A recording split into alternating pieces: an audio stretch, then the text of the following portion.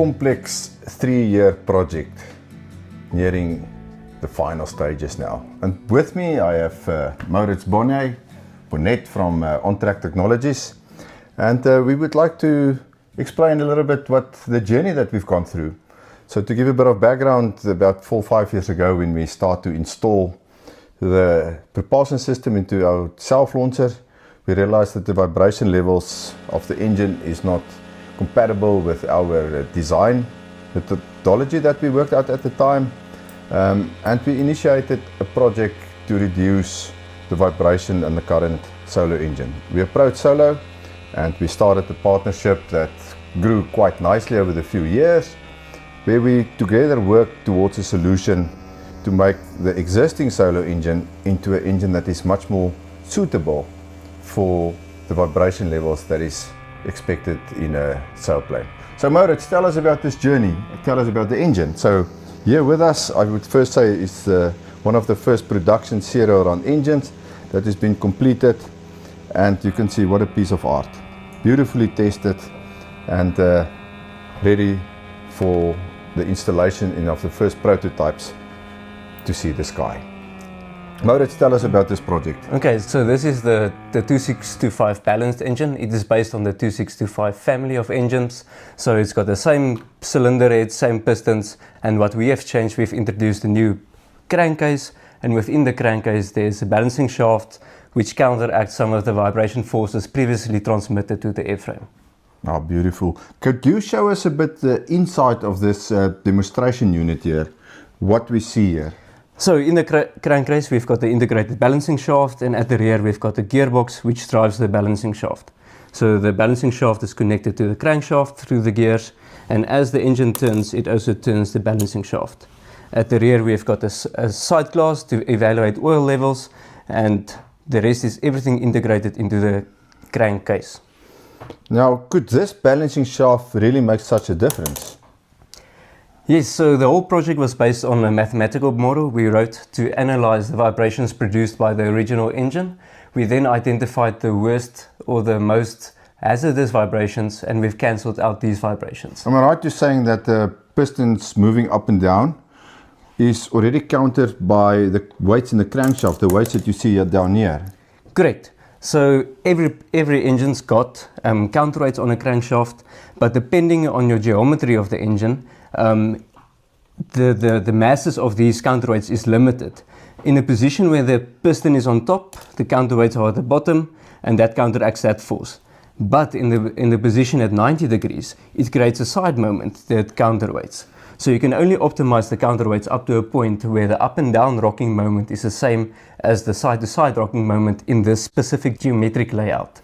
So my understanding is if the pistons are moving up and down, and the counterbalance could also have worked up and down, it could have balanced out all the vibrations 100%. But now we balance it out with the rotation moment, and therefore you introduce side loads, and the effect is that the first primary vibration is causing a wobbling moment like this, which is very hard to control. Yes, so within the engine you've got a reciprocating assembly, which is the piston and the part of the conrod, and you've got a rotating assembly. So to balance a reciprocating assembly with a rotary assembly, it's quite difficult to match everything up. Therefore you've got a counter-rotating balancing shaft which counteracts the secondary induced moment of the counterweights. Beautiful. So if I'm correct, if this mass is to the complete one side, the other mass on that side is in a position to counter out the side loads. Exactly. So in the vertical position they contribute to the vertical load, and at 90 degrees they counteract each other. So we have some flight tests done with the engine, and it felt absolutely like the engine is not running, almost no vibration. So congratulations with that part. And show us on the real engine. So this is now the first real engine produced by Solo, one of the first production engines. So explain us a bit the challenges that you had here. So obviously, as it's being a glider, it needs to extend and retract. So geometrical constraints is always one of the biggest constraints you have.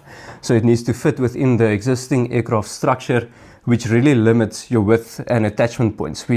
Within this engine, we kept the attachment points previously used with the previous engine exactly the same. So we've got the same attachment points up front for the pylon, and at the bottom of the engine, we've got the same attachment points that can be used as with the previous engine.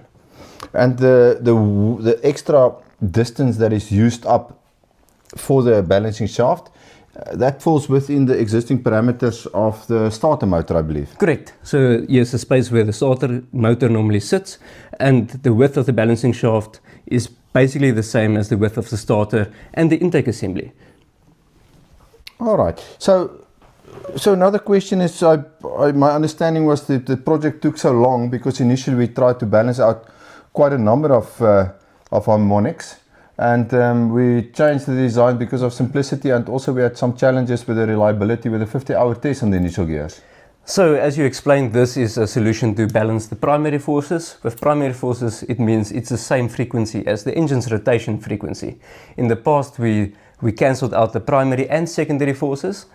For this, it means the balancing shafts rotated at up to 14,000 RPM, which is quite high speeds and adds a lot of complexity with a lot of components. So the previous iterations had 9 gears, where we now have 2. So the whole effort was to reduce the complexity of the whole engine to ensure we have reliability in the system. Okay, so it's cheaper and still meets the basic vibration problems, resolve that. So the advantages, if I understand, is that we have a low vibration engine. Correct. And that is the main primary reason. What are the disadvantages that you can think of? So the only disadvantage I could think of is the added weight of the balancing shaft and the extra material on the crankcase. Other than that, there's no extra. Other than that, the maintenance interval stays the same on the engine, and there's no power loss. So the only added complication is the added weight. Okay, but maybe also added cost, added weight. And then we have a bigger flywheel. So for initially starting and running the motor, especially with a fuel injection system, we expect that the higher flywheel may add to the reliability on idle situations. Could that be an advantage? So within this engine, the moment of inertia is doubled, so which is quite nice, meaning the transferred cyclic impact loads produced by the pistons is lowered, as some of this energy is absorbed by the balancing system, and then pushed back into the system again. So instead of having the sharp power spikes, it's actually a little bit rounded. So when it's not firing, the momentum of the balancing shaft is actually carrying the momentum. Exactly. So I think even by tone you can hear it sounds a bit smoother. But in general, it's a smoother engine in power delivery, and then with the vibration forces being transmitted to the airframe. I can clearly recall when I opened the throttle the first time, I thought there's something wrong because I felt nothing. There was no power, there was no shaking or nothing. And I looked and the RPM was sitting at 6,300, exactly the same, and it felt that it was absolutely silent. I had the same experience with the first startup. I had the privilege to be in the aircraft with the first startup. And obviously everybody is quite stressed, so we always look outside of the aircraft to see what's going on. And then with the first startup, I also revved up the engine closer to the higher RPM limit more than I wanted, and I was really shocked with the vibration forces I felt, or the lack thereof. But shouldn't there be a loss of power? What is your experience on the test benches? So the only loss of power would be due to the bearings, but this is quite negligible. So we found during the testing that everything falls within the current production deviation and allowances. So these engines offer exactly the same power as the current produced engines. And the first few engines, what is the typical average power that we saw on this one, on the bench? On the bench we saw same as the previous family engines, 50 kilowatt, and for I think this is serial number 8, this one produced 51 kilowatts. So everything is within the allowed tolerances and up to the upper end of the scale.